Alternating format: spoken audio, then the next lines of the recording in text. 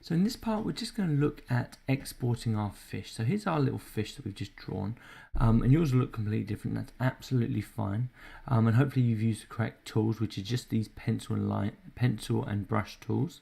So the next thing we need to do is just make sure we save our work. So come down to save and just press save. The next thing after we've saved it, that will save the fish.fla, remember. Now when it comes to handing in your work, do not hand in the FLA version, you have to hand in the exported version. So for this particular one, we're going to export it as a JPEG. So last lesson we exported it as a PNG, this lesson we're going to export it as a JPEG, and it's exactly the same principle. So we're going to go to File, and then we're going to come down to where it says Export, and then we're going to go across to where it says export image. Remember, we are using the export image, not the legacy, and we're going to press enter or double click. Just wait a couple of seconds for the export dialog to appear. Now where it says name, we're going to change this to say JPEG High. So mine's already selected, but if yours is the same as last week, it will say PNG 24. So let's change it to JPEG High.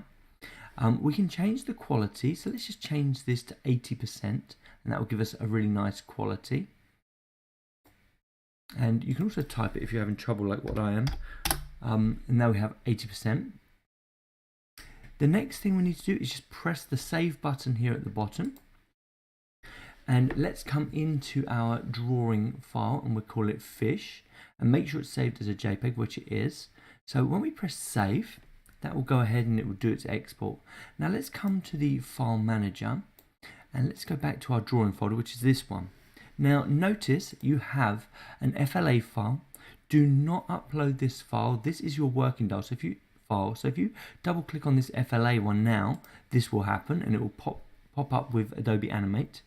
If you double click on this fish file now, it will come up and it will open its fish in the actual window viewer, and this is an actual picture now, so not a work file.